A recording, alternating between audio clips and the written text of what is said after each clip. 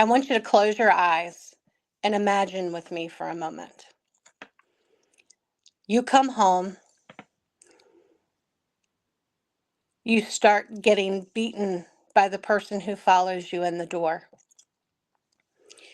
And then your child runs in between you to fight off the person that's beating her mother. Now you can open your eyes. This wasn't my husband that was beating me. This was my son. It happened every day for years. This child would get off the bus, a happy person, walk up the driveway, into the kitchen door, shut the door, and turn into somebody else. He hid his behavior very well. In fact, he hid a lot of it from me. To keep my daughter from having to see the violence, we would go into my son's bedroom so that we could shut the door and he could continue to hit me, belittle me.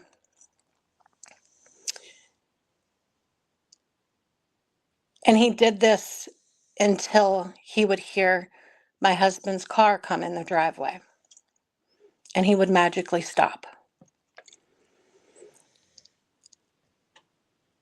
It was scary, but I think what was the scariest was the fact that he could stop like nothing was happening. And when my husband would come in the door, he would see my face red with tears. And my son would walk up to my husband, give him a great big hug, and tell him that he thought there was something wrong with mommy. My husband believed him. And that was the first time I was labeled as overwhelmed, not understanding, and I was devastated. Not just because of my husband, an adult, not believing me, but the fact that a child could lie so blatantly. Years and years of this went by. As we were going through this, we were doing every therapy imaginable. I would tell the therapist what was going on, but I didn't believe it. So I made it smaller than it was because somehow I thought it was something that I did. If this sounds familiar, it's because it's domestic violence. The only difference is it's a child instead of an adult. This is hard for parents to talk about. It's hard for us to understand. It's hard to be believed, but it happens. It happens every day in many households. And there's many of us who go to multiple kinds of professionals asking for help. And maybe we do make it smaller than it is, but we're treated as if we make it hugely bigger than it actually is.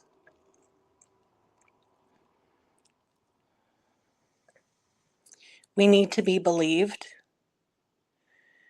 We need to be understood. But most importantly, so do our children. I felt immense shame for not being able to help both of my children. And what I didn't produce myself, I then had pushed upon me by the professionals that were supposed to be supporting me. Many times I was told that I just needed to love my child more. And by all means, I saw every part of my child. And I loved him so very deeply, so deeply, that he continued to beat me, degrade me, tell lies about me, triangulate to the point where everyone hated me. And it was devastating. My daughter, in the meantime, wasn't able to have the support she needed from me because her brother needed all of my attention. We had to lock up our knives, anything that could be used as a weapon after our second inpatient acute psychological hospitalization. And they were going to send him home the same day he threatened to kill us.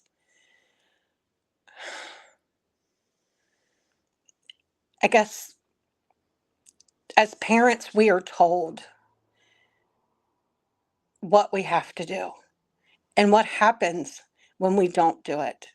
If someone gets hurt, even if my son was to hurt himself, and he said it out loud, and I didn't take him to the emergency room, then the authorities could charge me with neglecting his needs. But they didn't seem to care that because they didn't help me, I was inadvertently not meeting the needs of another child.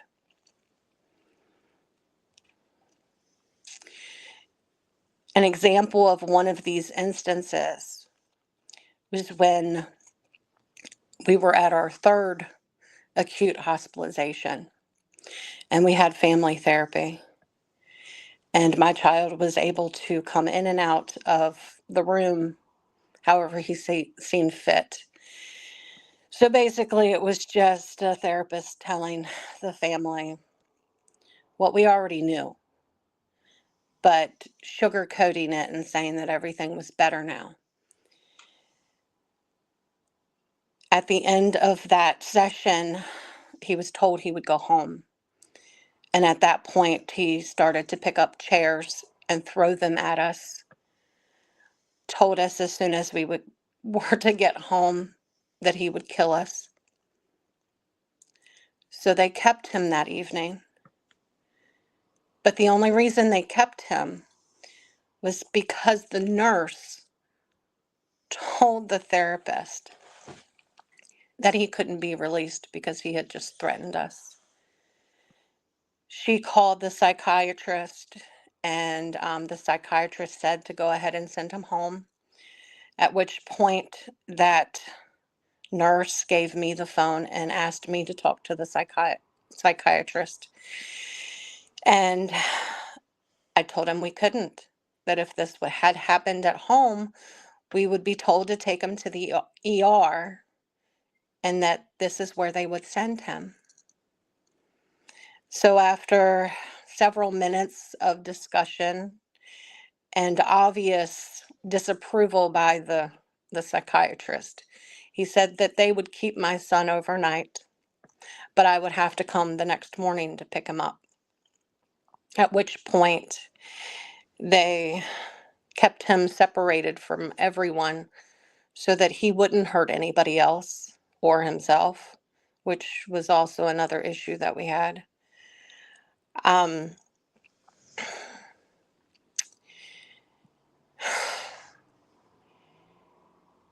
when we came to pick him up the next morning, they would not allow us to see our child until after we had filled out the discharge paperwork. And of course, we made it out of the building before he started beating on both of us. Because at this point, it was no longer a mom issue. He was going after Dad, too. And that's the thing. Things start small and they escalate when they're not dealt with. And at home, we were dealing with it, but we had no support outside of the home. Not enough, not the right kind. Everyone blamed mom. I was that mom. The mom who didn't care enough, the one who didn't say yes enough, the one who didn't think it was okay that he stabbed other people, the mom who cared enough to try to tell everybody what was going on so that I could get my child help. And it didn't happen. It didn't happen. Several years passed, and my child was in yet another psychiatric facility, this time a residential setting.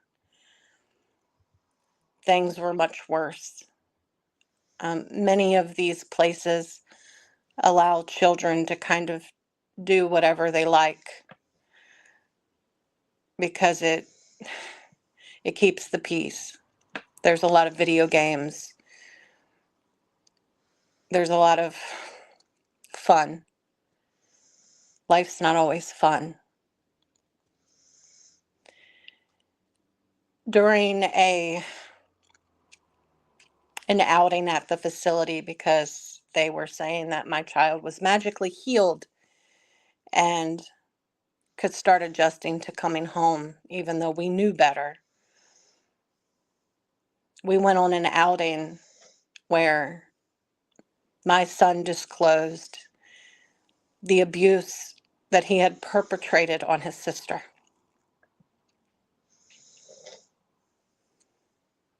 Which was one of the hardest things I have ever had to experience. When we were told, we thanked him for his honesty, and because we had promised ice cream, we got him ice cream. Because I had to be the parent who meant what I said.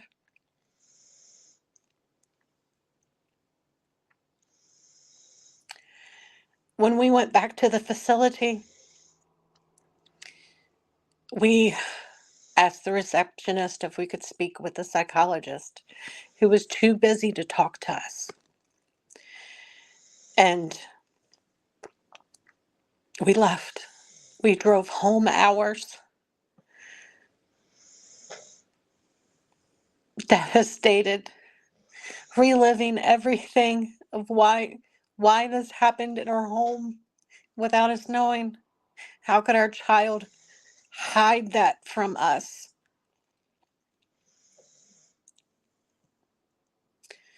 When I didn't get a call the next morning, we called everyone, trying to figure out what to do. And I sent an email to the hospital. It took them several days to respond back. And in the process, we were told that we weren't allowed to speak about it with our child, even though he was the first one to tell us. We were unsure if it was true because of all of the lying and manipulation, but we were fairly certain that he was telling the truth and only some parts were a lie. It would be about a month or so later that our daughter would disclose what happened to her in ways that proved that what he said was true. And then I became the mother that had to seek charges against her own child. I was the mother of a victim and the perpetrator. And I love them both. And I hated myself for loving them both.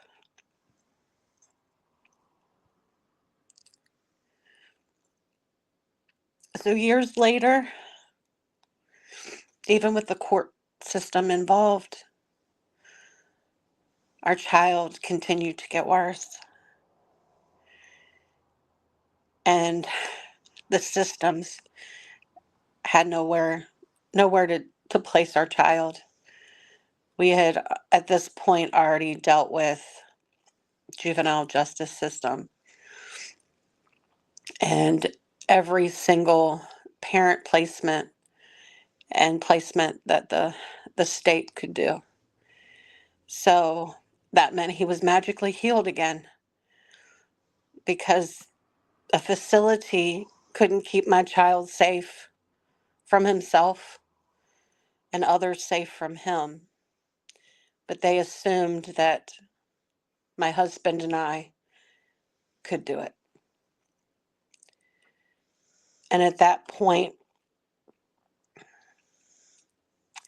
we decided to seek relinquishment because we had two children who we love, still love very much. But it was not healthy for them to be together. Even if our son got better, I don't think it would be healthy to look at the person that he hurt so deeply, if he's ever able to get to the point where he can have feelings like that.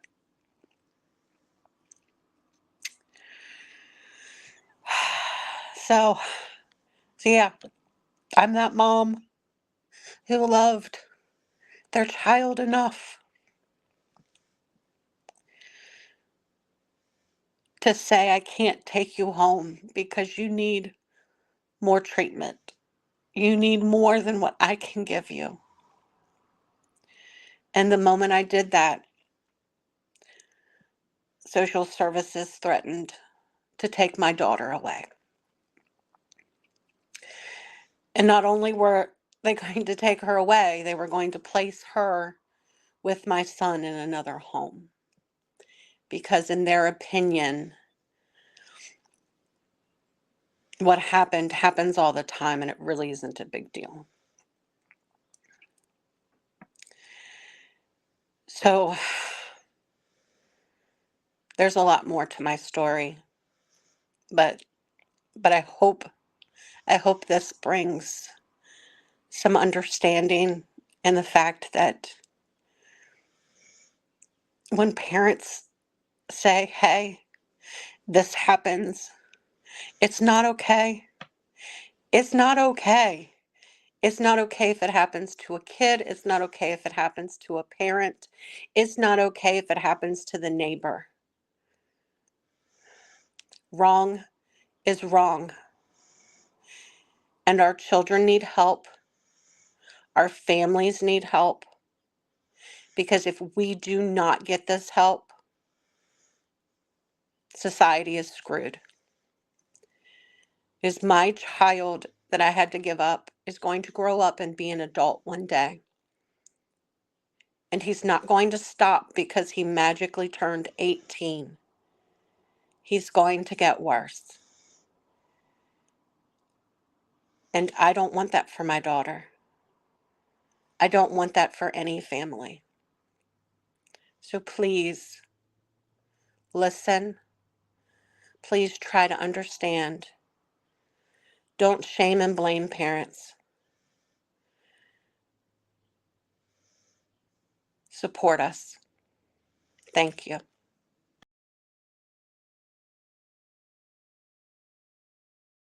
I'm Katie Rose. I'm the founder and president of Attached Families Inc. I am a mother of two beautiful boys that I adopted from foster care who, due to their own demons, issues, they spent 10 years um, being violent in some way.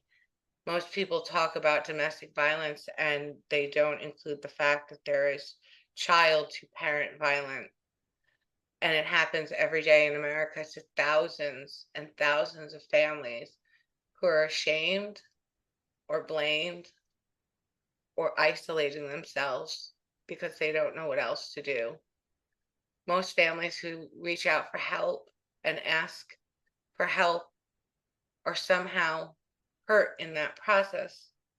They become blamed or threatened that they'll lose their other children simply for speaking out and looking for help. It is my hope that while connecting and partnering and collaborating with these amazing other organizations, that we can bring awareness to society that this is happening and something needs to change. It is no longer okay to say that the systems are broken and go on with our day. We must do something to fix it.